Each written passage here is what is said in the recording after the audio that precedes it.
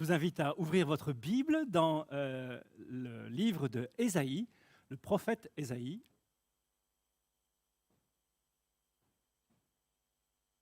On est arrivé au chapitre 59. Et il nous reste encore 3 messages pour finir le livre. Donc on va en faire la lecture, si vous voulez bien. Ésaïe, chapitre 59. Le livre d'Ésaïe, c'est un livre qui a été écrit 700 ans avant Jésus-Christ.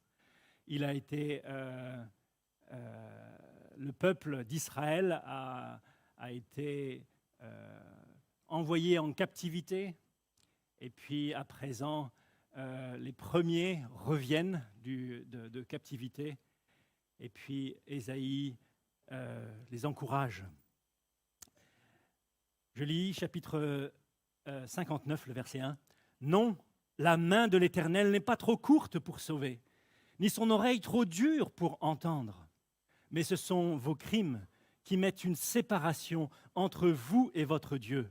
Ce sont vos péchés qui vous cachent sa face et l'empêchent de vous écouter.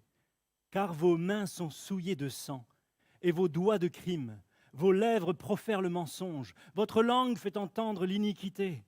Nul ne se plaint avec justice, nul ne plaide avec droiture. Ils s'appuient sur des choses vaines, ils disent des faussetés, ils conçoivent le mal et enfantent le crime. Ils couvent des œufs de vipères, ils tissent des toiles d'araignées. Celui qui mange de leurs œufs meurt, et si l'on en brise un, il en sort une vipère. Leurs toiles ne servent point à faire un vêtement. Ils ne peuvent se couvrir de leur ouvrage. Leurs œuvres sont des œuvres d'iniquité et les actes de violence sont dans leurs mains.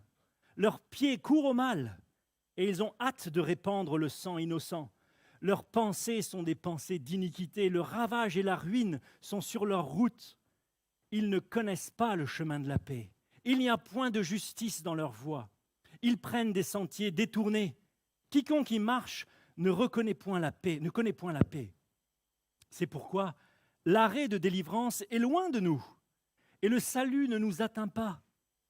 Nous attendons la lumière et voici les ténèbres, la clarté et nous marchons dans l'obscurité.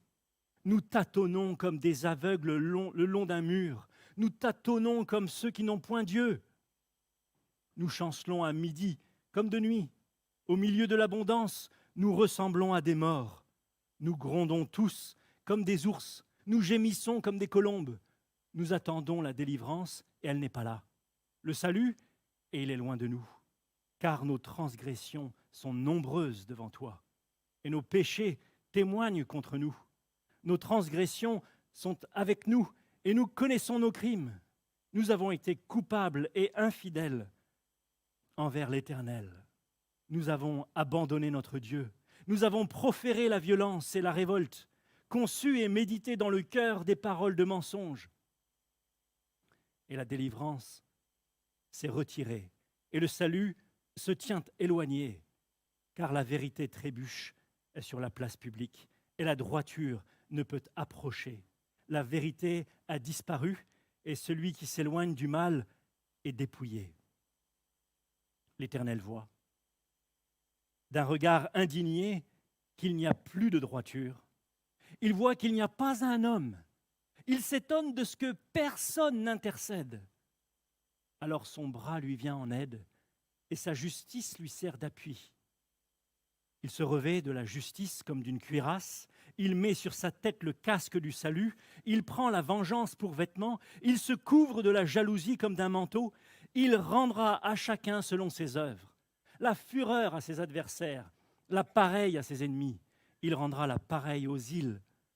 On craindra le nom de l'Éternel depuis l'Occident et sa gloire depuis le soleil levant, quand l'ennemi viendra comme un fleuve. L'Esprit de l'Éternel le mettra en fuite. Un Rédempteur viendra pour Sion, pour ceux de Jacob qui se convertiront de leurs péchés, dit l'Éternel. Voici mon alliance avec eux, dit l'Éternel. Mon esprit qui repose sur toi et mes paroles que j'ai mises dans ta bouche ne se retireront point de ta bouche, ni de la bouche de tes enfants, ni de la bouche des enfants de tes enfants, dit l'Éternel, dès maintenant et à jamais. Jusqu'ici, la parole de Dieu.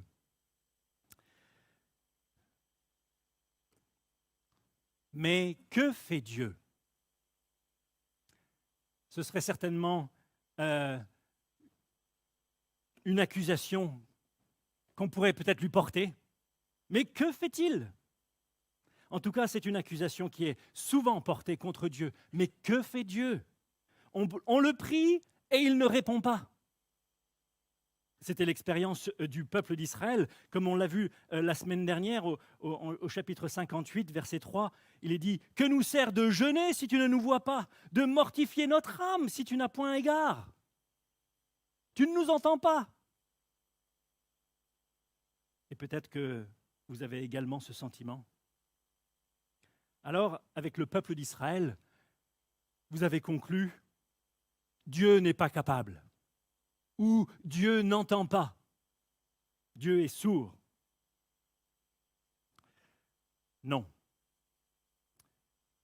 Notre texte commence par dire « Non, la main de l'Éternel n'est pas trop courte, ni son oreille trop dure. » Non, Dieu aimerait nous amener à une autre conclusion. Dieu veut parfois nous pousser à la persévérance dans la prière. La parabole de la veuve devant le juge inique nous encourage à cela. En même temps, Dieu voudrait certainement que nous examinions nos demandes et aussi nos cœurs pour savoir s'il n'y a pas quelque chose qui fait obstacle à nos prières. Dieu regarde nos cœurs dans la prière. Et il n'y a pas de victoire dans ce domaine si nous n'avons pas d'abord reconnu la présence du péché dans nos cœurs. Ce matin, je vous propose de voir la séparation. On verra ensuite la confession et enfin l'intervention de Dieu. Regardons d'abord la séparation. Dans les versets 1 à 8, il est parlé de cette séparation. En Nombre, chapitre 11, verset 23, le peuple est dans le désert. Et ils en ont déjà marre de la manne, cette nourriture extraordinaire que Dieu leur donne. Et ils cherchent, ils veulent de la viande en fait. Ils veulent de la viande. Alors ils plaident devant Moïse, et Moïse ne sait pas quoi faire avec ce peuple. Et il va trouver Dieu, et Dieu dit, ok, je vais vous en donner. Je vais vous donner de la viande. Je vais vous en donner tous les jours. Je vais vous en donner tous les jours pendant 1 mois, jusqu'à ce que cette viande vous sorte par le nez. Ça, c'est l'expression biblique. Hein. Et Moïse, incrédule, dit à Dieu, « Attends, Seigneur, il y a 600 000 hommes. On est en plein désert. Et toi, tu dis, je vais leur donner de la viande tous les jours pendant 1 mois, jusqu'à ce qu'ils en aient plein le nez. » Et Dieu répond à Moïse, « Moïse, la main de l'Éternel serait-elle trop courte? Tu verras si ce que j'ai dit arrivera ou non. » Et en effet, Dieu a fait souffler un vent qui a ramené des cailles en pagaille sur sa hauteur. Ils ont mangé des cailles et ils en ont eu plein le nez. Ça veut dire quoi? Non, la main de l'Éternel n'est pas trop courte.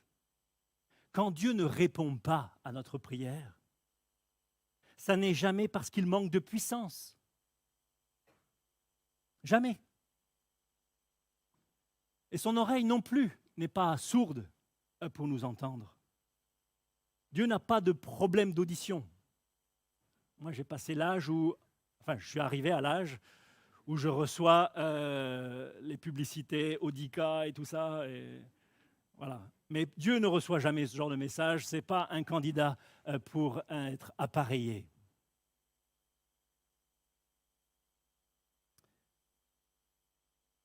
Il dit qu'il entend les petits du corbeau quand ils crient et il leur donne la nourriture. En Ésaïe 65, il dit au verset 24, « Avant qu'ils m'invoquent, je répondrai. Avant qu'ils aient cessé de parler, j'exaucerai. » Voyez-vous, Dieu entend. le problème ne vient pas de Dieu. Le problème est toujours de notre côté. Si nos prières ne sont pas exaucées, ce n'est pas qu'il soit devenu sourd quand nous lui parlons, mais parce que nous sommes sourds quand il nous parle.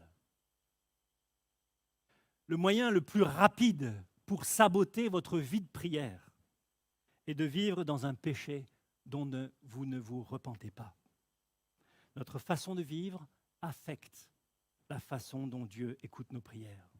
Oh, bien entendu, nous sommes des pécheurs et nos prières ne peuvent être présentées à Dieu qu'en invoquant le sang de Christ. Mais si nous invoquons le sang de Christ, en conservant une attitude rebelle envers Dieu, nos prières sont stoppées net. C'est une manière offensante de s'adresser à Dieu, en pensant qu'il doit nous entendre, peu importe comment nous vivons. Le psalmiste écrit dans le psaume 66, verset 18, « Si j'avais conçu l'iniquité, tu ne m'aurais pas exaucé. » Et un message peut-être pour les maris que vous appliquerez facilement aux épouses. En 1 Pierre chapitre 3 et au verset 7, il est dit « Marie, montrez à votre tour de la sagesse dans vos rapports avec votre femme comme avec un sexe plus faible. Honorez-la comme devant aussi hériter avec vous de la grâce de la vie. Qu'il en soit ainsi, afin que rien ne vienne faire obstacle à vos prières. »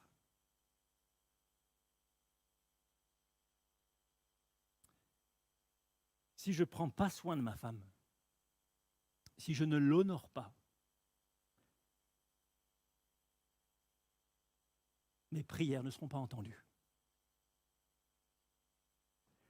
Votre épouse est la fille du roi auquel vous adressez vos prières. Si vous maltraitez la fille du roi, est-ce que vous pensez un seul instant qu'il va écouter votre prière pour y répondre? Quel homme ferait ça? Encore moins Dieu. En 1 Pierre 3, il dit à la fin, citant le psaume 34, « Car les yeux du Seigneur sont sur les justes, et ses oreilles sont attentives à leurs prières. Mais la face du Seigneur est contre ceux qui font le mal. » Dans notre passage, les hommes viennent avec des œuvres. On a vu cela la semaine dernière. Ils venaient avec des œuvres religieuses dans le psaume 58. Ils venaient avec des jeûnes, avec des privations. Mais ces œuvres servent simplement à camoufler misérablement leurs mains couvertes de sang, leurs lèvres proférant des mensonges et leurs langues faisant entendre des méchancetés. Et jusque-là, dans notre passage, Ésaïe, il parlait au peuple d'Israël en disant « vos », versets 2 et 3, « car vos mains sont souillées, vos doigts, vos lèvres, vos langues ». Il s'adresse de la part de Dieu au peuple d'Israël. En quelque sorte, il dit « votre dépravation empêche une délivrance divine ». La déportation à Babylone, au fond, n'a pas réglé le problème fondamental. Il y a toujours cette barrière entre vous et votre Dieu. Il y a toujours cette séparation qui l'empêche de vous écouter. Et puis, maintenant, dans les versets 4 à 8, il emploie le « il ». Vous avez remarqué ça? Ils s'appuient sur des choses vaines, ils disent des faussetés, ils conçoivent le mal, etc., etc. Au fond, c'est pour généraliser cela à toute l'humanité. D'ailleurs, il emploie aussi « nul », verset 4, « nul ne se plaint avec justice, nul ne plaide avec droiture ». Et c'est ainsi que l'apôtre Paul, dans l'Épître aux Romains, au chapitre 3, a utilisé ces passages, a cité ces passages pour parler de toute l'humanité qui est coupable devant Dieu. Ésaïe il emploie aussi deux métaphores, hein. Vous avez remarqué cela dans les versets 5 et 6, pour décrire les œuvres des hommes. Il parle des toiles d'araignée, qu'il n'y a plus dans nos locaux. Regardez peut-être chez vous attentivement, vous en trouverez peut-être. Et des œufs de vipères. Les toiles d'araignée sont trop fines pour nous servir de vêtements. Ainsi, nos bonnes œuvres sont trop légères. Elles sont véritablement insuffisantes. Tout ce que vous pourriez faire n'arrivera pas à vous couvrir devant Dieu. Et puis il compare nos œuvres à des œufs de vipère. Au fond, les hommes couvent, préparent, méditent des œuvres mauvaises en fait, des œuvres mauvaises. Ils prient, ils demandent à Dieu, mais en même temps ils courent faire le mal. Et leurs pensées sont mauvaises. John Piper, ce pasteur américain, le dit d'une manière saisissante. Il dit « Jésus n'embrasse pas une femme ivre. Il peut la raccompagner chez elle et la mettre au lit. Il peut l'attendre patiemment avec un café chaud, mais il n'embrassera pas une femme ivre. » Que veut-il dire? Il veut dire que lorsque l'épouse de Christ, l'Église, est ivre du monde, elle peut se tourner vers lui pour un bref baiser de prière, mais son haleine sent si mauvais la mondanité qu'il détourne son visage. Au verset 8, il dit que les hommes ne connaissent pas le chemin de la paix. La paix fuit le pécheur. Si quelque chose nous trouble, c'est le péché. La paix fuit le lycéen qui triche aux examens. Il a le cœur qui s'emballe. Il sue à grosses gouttes. La paix fuit l'homme qui n'a pas payé ses impôts et qui croise un inspecteur des finances. La paix fuit la femme qui a fumé du cannabis et qui est contrôlée par la gendarmerie. L'absence de réponse à nos prières devrait nous pousser à examiner nos cœurs et nous pousser à la repentance. Et je passe à mon deuxième point sur la confession. On voit cela dans les versets 9 à 15. Cette fois, au verset 9, à partir du verset 9, Ésaïe emploie le « nous ». Vous avez remarqué ça? Il s'associe au peuple pécheur et il sait qu'il est lui-même un pécheur, atteint du même mal. Et il fait tout d'abord un constat désastreux au verset 9. Il dit « Nous n'obtenons pas ce que nous demandons. La délivrance, le salut, nous ne l'avons pas. Nous demandons la lumière et nous demeurons dans les ténèbres. » Verset 10, il dit « Nous tâtonnons comme des aveugles le long d'un mur. Le péché sans repentance nous plonge dans les ténèbres, dans la confusion totale. Nous perdons tout discernement à cause du péché. Nous chancelons à midi, comme s'il faisait nuit noire. C'est-à-dire que nous ne voyons même plus ce qui crève les yeux. » L'exemple qui m'est venu en tête, qui est actuel, c'est la confusion des genres.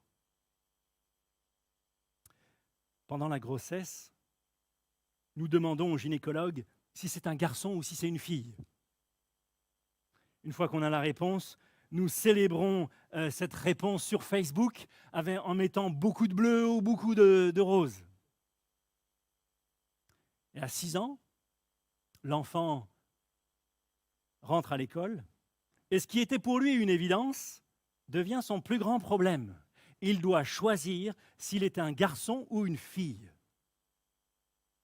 Non mais qu'est-ce qui se passe? Je vous le dis, nous n'avons pas à choisir. C'est le Créateur qui a choisi. Il a choisi pour nous. Il a choisi par amour pour nous. Il sait ce qui est bon pour nous. Et il nous a donné le corps qui va bien avec.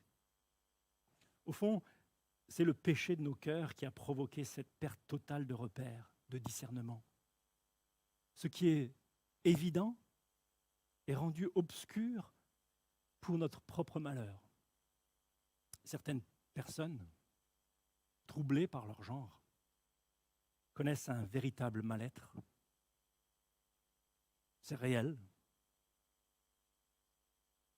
Et nous les aimons de l'amour de Dieu, de l'amour de Jésus-Christ.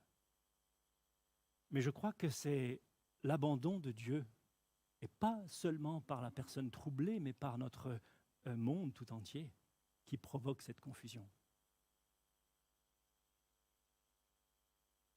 On voit flou.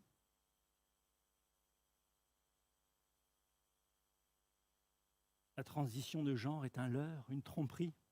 Les cas de personnes qui veulent retransitionner le montrent, parce que le genre, depuis Adam et Ève, dépend de notre code génétique et non pas de nos envies. Au verset 10, il dit, au milieu de l'abondance, la fin du verset 10, au milieu de l'abondance, nous ressemblons à des morts.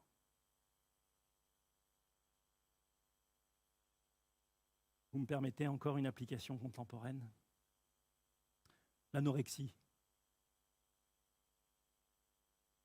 Nos cœurs sont tellement remplis des images et des modèles de ce monde que nous nous trouvons gros ou grosses en pesant 40 kilos. Nous mettons notre vie en danger, nous ressemblons à des morts et nous connaîtrons probablement des conséquences irréversibles.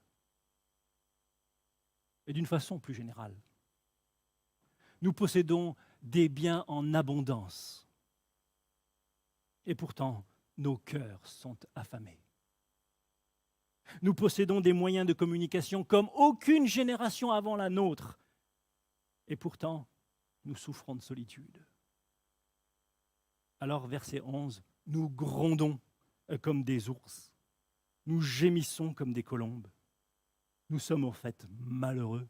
Nous sommes insatisfaits. Alors nous râlons. Nous attendons la délivrance et elle n'est pas là, et le salut, eh bien, il est loin de nous. Qu'est-ce qui fait que nous ne sommes pas heureux, pas libres ? La réponse, elle se trouve au verset 12. Il est dit ici, « Car nos transgressions sont nombreuses devant toi, et nos péchés témoignent contre nous. Nous sommes sans défense ni excuse. » La question essentielle n'est toujours pas réglée, la barrière est toujours là, elle nous ferme l'accès à Dieu. Elle nous cache sa face, l'empêche de nous écouter. Dans ce verset 12, Ésaïe emploie 3 mots pour décrire cette barrière. 2 fois, il emploie le mot de transgression ou de révolte. Il emploie encore nos péchés, nos fautes ou nos crimes, c'est-à-dire nos égarements. Voilà notre problème. Mais écoutez maintenant ce qu'il dit au verset 13. Les paroles d'Ésaïe, et vous pouvez les faire vôtres si vous réalisez qu'il y a toujours cette barrière dans votre vie. Et c'est comme une confession ici. Il dit, « Nous avons été coupables et infidèles envers notre Dieu. » Le péché est toujours et avant tout un acte de rébellion envers Dieu. C'est toujours Dieu qui est le premier offensé par notre péché. Nous avons été créés pour sa gloire. Nous avons été créés pour l'honorer, pour le glorifier. Et notre péché détruit cela. Nous avons abandonné notre Dieu. Nous avons fait, pensé, dit des choses qui sont à l'opposé de ce que Dieu veut et aime. Nous lui avons tourné le dos. C'est une bonne définition pour le péché. Le péché, c'est tourner le dos à Dieu. Et regardez bien encore ce qu'Ésaïe déclare dans sa confession. Nous avons conçu et médité dans notre cœur des paroles de mensonge. Le problème est avec notre cœur, là où siègent nos affections. Nous avons aimé ce qui n'était pas aimable, ou élevé comme Dieu ce qui n'est pas Dieu. Quand on vole une grand-mère, une banque, ou une entreprise, ou les impôts, c'est que nos cœurs aiment et servent l'argent, croyant que l'argent m'apportera sécurité et bonheur, et donc que l'argent a pris la place de Dieu dans mon cœur. mais Dieu seul peut remplir nos cœurs. Quand on cherche à séduire, à être remarqué par le sexe opposé, quand on est prêt à tout pour cela, y compris des comportements qui déplaisent au Seigneur, on pense que l'on n'existe que si on est remarqué par les autres. L'approbation des autres devient plus important alors que l'amour et l'approbation de Dieu. Est-ce possible? Voyez-vous comment on tourne le dos à Dieu? Fort heureusement, Dieu ne nous demande pas d'enlever la barrière, mais de reconnaître qu'il y en a une, c'est-à-dire de confesser qu'il y en a une. Tant que le péché n'est pas nommé, tant que je me cherche des excuses, plutôt que de le reconnaître, il n'y a ni pardon, ni victoire contre le péché possible. Vous rappelez-vous ce que David dit au psaume 32, c'est un psaume parallèle au psaume 51. Il dit « Tant que je me suis tu, mes os se consumaient. Je gémissais toute la journée, car nuit et jour, ta main s'appesantissait sur moi. Je t'ai fait connaître mon péché. Je n'ai point caché mon iniquité. J'ai dit, j'avouerai mes transgressions à l'Éternel, et tu as effacé la peine de mon péché. » Mais la repentance ne s'arrête pas à simplement confesser le mal. Le seul fait de confesser notre péché ne suffit pas.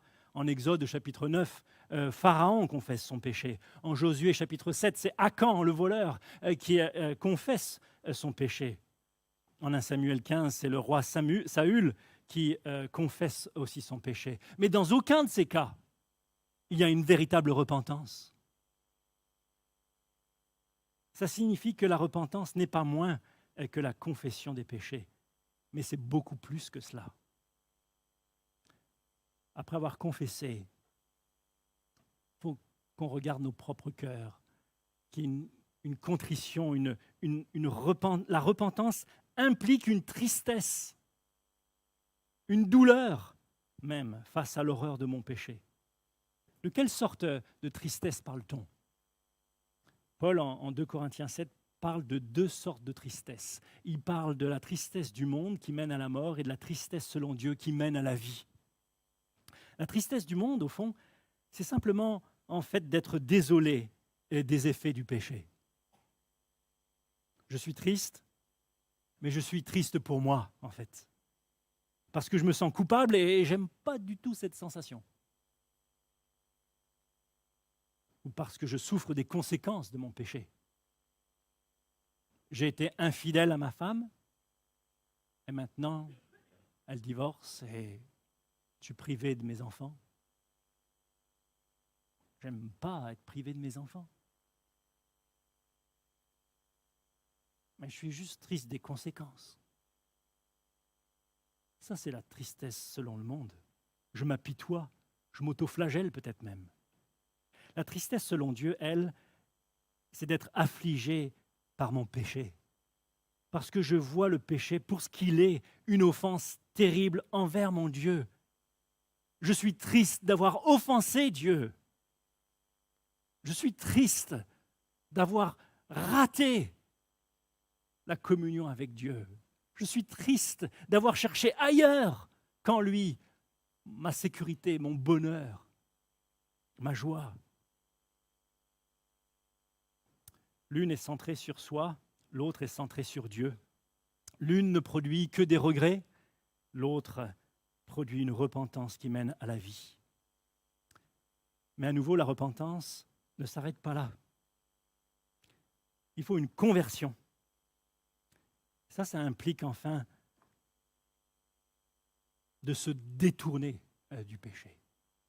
Autrement dit, la repentance, c'est reconnaître son péché, c'est être attristé par son péché, mais c'est aussi et surtout y renoncer, s'en détourner et montrer un changement de vie. Et c'est là où Dieu veut nous conduire. Quand on en est là, il y a une grande espérance. C'est ce qu'on voit dans la suite de notre passage, l'intervention divine. Enfin, Et cette fois, Ésaïe change encore de pronom personnel à partir du verset 15. La deuxième partie du verset, il dit « L'Éternel voit ».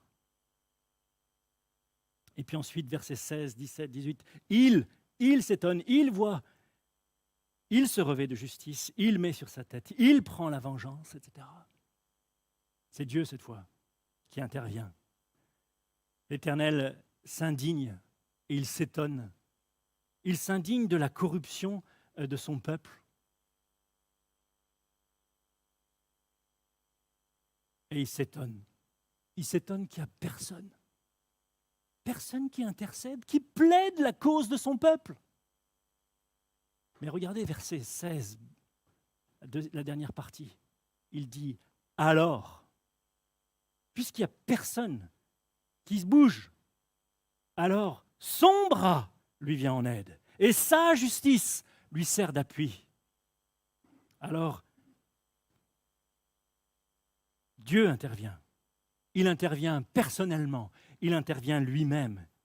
Dans les versets 17, il est dit que Dieu se revêt de justice, de jalousie, de vengeance. Pourquoi il fait ça? Mais pour rendre à chacun selon ses œuvres, verset 18. Il va juger. Dieu va juger. Et au verset 19, tous reconnaîtront qu'il est l'Éternel, le Créateur, celui à qui appartient la gloire et l'honneur, et à qui est due la crainte. Il y a une chose qu'un jour tous les hommes feront. Tous les hommes, croyants ou incroyants, tous les hommes, un jour,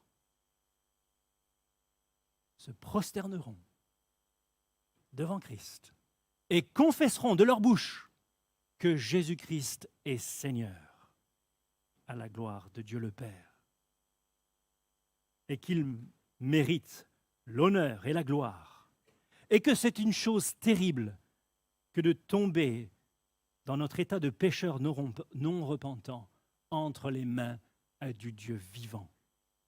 Comment se repentir alors? Si vous ne croyez pas encore, je vous encourage à considérer Dieu comme le juge, revêtu de sa justice, revêtu de sa vengeance, qui va entrer en compte avec vous.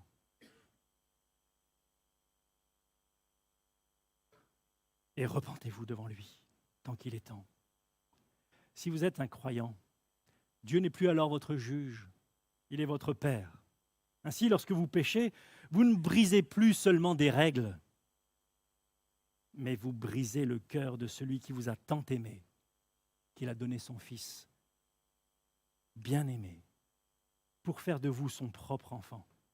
Et voilà ce qui va vous permettre de reconnaître votre péché, d'en être profondément attristé et enfin d'y renoncer. Voilà comment se repentir, en méditant sur la bonté et sur l'amour de Jésus-Christ manifesté à la croix. À ceux qui ont reconnu la barrière du péché dans leur propre cœur, il procure le salut. Regardez, au verset 20, il est dit « à ceux qui se convertiront de leurs péchés », c'est-à-dire à ceux qui renonceront à leur révolte, il leur sera donné un Rédempteur, quelqu'un qui nous rachète. Le secours ne peut pas venir de nous, puisque nous sommes séparés de Dieu. Il faut que ce soit lui qui intervienne. Il faut que quelqu'un qui puisse nous racheter le fasse, quelqu'un qui soit parfaitement juste, et quelqu'un qui veuille le faire, quelqu'un qui nous aime au point de donner sa vie. Jésus est notre Rédempteur, lui le juste, a porté nos péchés sur lui, sur la croix. Et il a ôté ainsi la barrière qui nous séparait de Dieu, afin que nous puissions mener une vie de communion avec lui et que nos prières, notre relation puisse être rétablie. Alors non, la main de l'Éternel n'est pas trop courte pour sauver, ni son oreille trop dure pour entendre. Dieu sauve, Dieu nous entend lorsque nous reconnaissons nos propres péchés et nous en détournons. Il nous secourt. Il nous délivre des situations dont nous étions esclaves. Sa main nous est tendue aujourd'hui.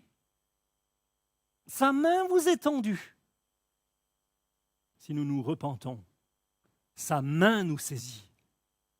Sa main nous saisit et nous garde. Je termine avec quelques questions pour examiner nos cœurs. Y a-t-il un péché dans votre vie que vous refusez de nommer ou que vous niez, que vous justifiez par le comportement des autres, par votre tempérament, par votre parcours de vie peut-être? Mais si nos circonstances expliquent pourquoi l'on tombe plus facilement dans certains péchés que dans d'autres, elles ne les excusent jamais. Nous ne pouvons pas remporter la victoire sur le péché si nous n'avons pas d'abord reconnu leur présence dans notre vie. Alors, simplement, confessez-le maintenant. Y a-t-il un péché dans votre vie qui ne vous attriste pas comme il devrait? Ou un péché que vous ne voulez pas véritablement abandonner? Regardez à Christ. Considérez la grandeur de son amour, de sa bonté envers vous.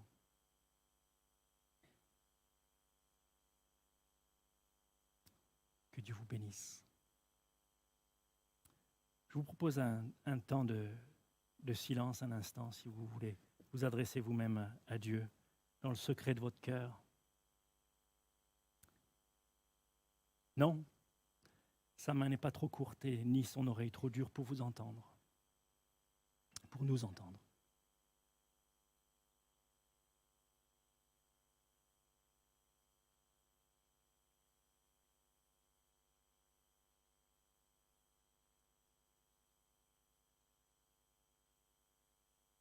Seigneur mon Dieu,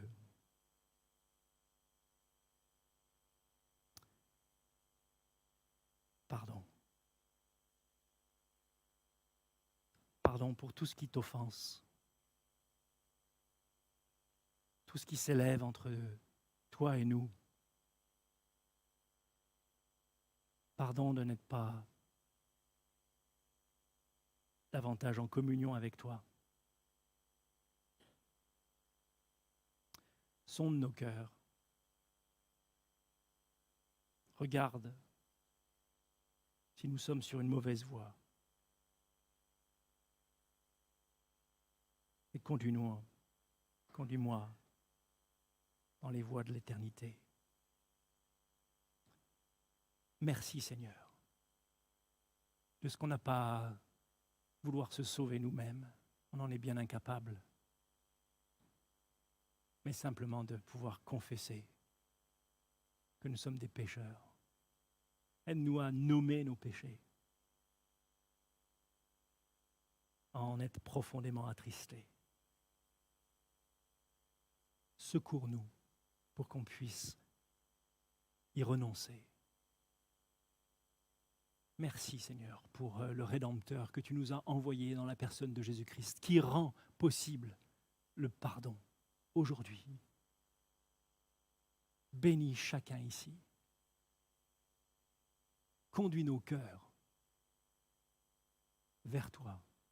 Permets-nous de retrouver la joie, la paix de la communion avec toi.